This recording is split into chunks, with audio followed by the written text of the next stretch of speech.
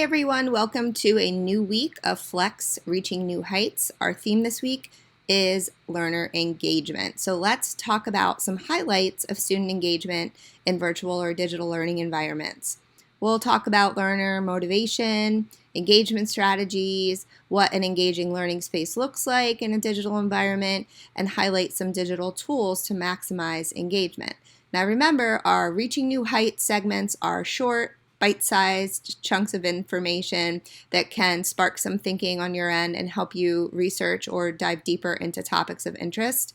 So we're going to try to get through this in about 15 minutes. I'm not going to play this video from John Spencer, but highly recommend that you watch it through the slides resources that we shared.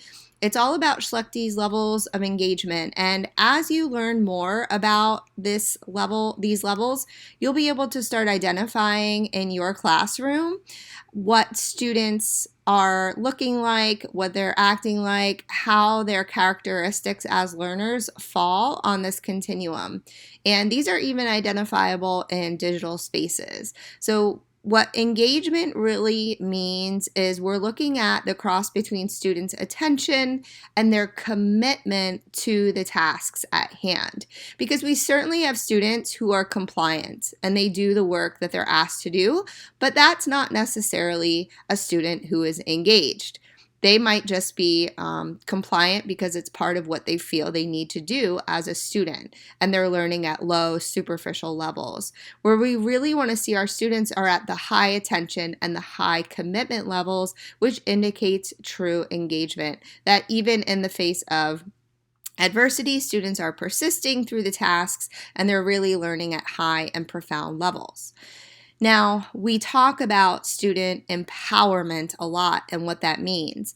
And along the continuum of student agency, we see at one end the level of compliance that we talked about. And certainly there are aspects of the classroom where compliance is important to keep everyone safe. And we see that as students gain more agency over their learning and ownership, they're moving along the continuum to the engagement phase, which is still rather teacher initiated. But by the end and by the ultimate area of engagement, we're seeing students be really empowered, where their motivation is quite internal. Everything is student initiated. And in the typical classroom, you're going to see a combination of all of these types of student engagement in your spaces. So think about how you can identify evidence of students along this continuum in your current virtual spaces. Things we want to consider when we're trying to make engagement a key focus for our learners is that we really need to define the purpose of what they're doing and why they're doing it. We know that there are important things our students need to learn. We have curriculum that guides us, but we also need to understand that in this time, in these COVID times, it is okay for us to really focus on the things that are most essential to learn. We don't have to do every single thing that we had done in a traditional classroom, in a traditional course before. We have to make sure that we can help students see that we're asking them to do relevant things that are authentic. And we want to be sure to build in student autonomy when possible, especially now in the different learning environments our students are in. We want to be sure we're giving flexible deadlines, student choice options, helping them determine the path through which they're going to complete their content, the pace of the work, and making sure that we're giving them as many opportunities to connect to their passions and their interests as possible.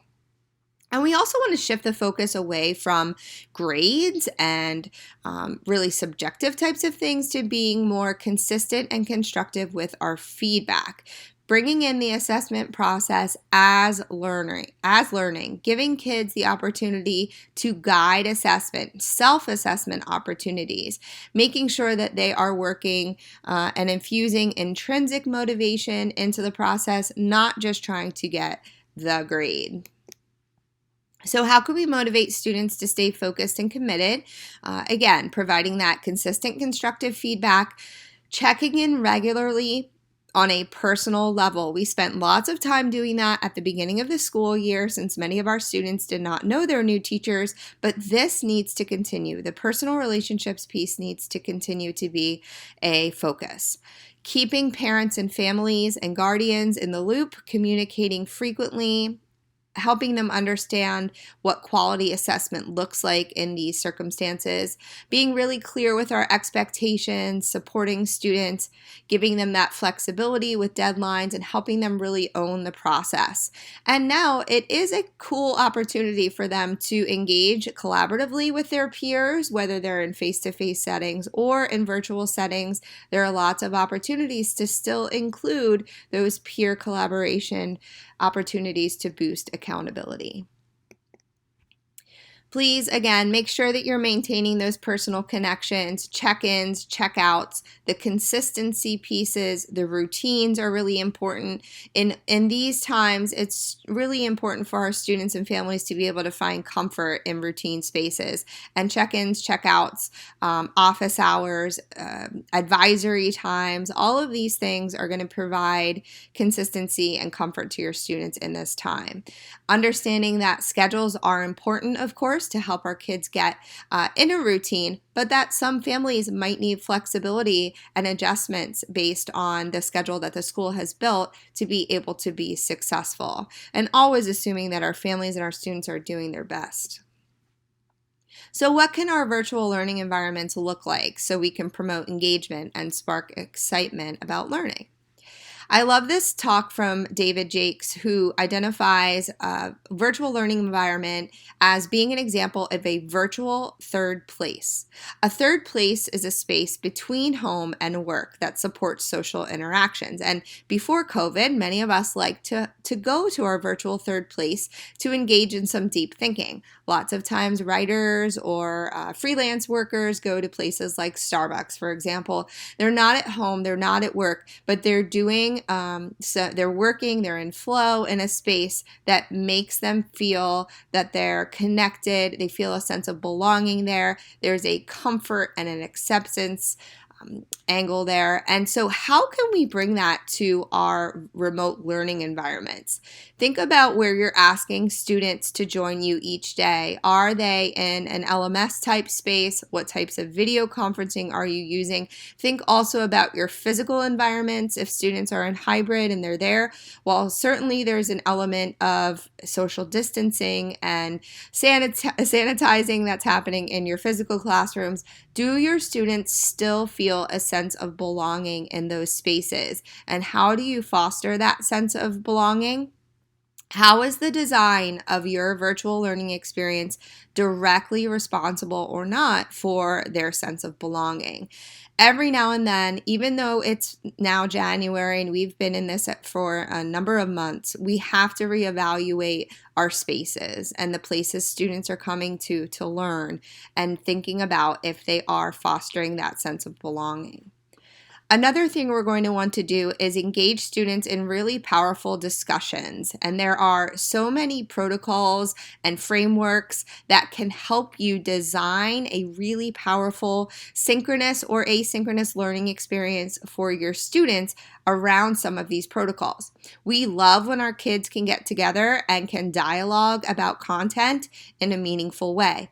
They don't know how to do that just inherently. They do require scaffolding and support.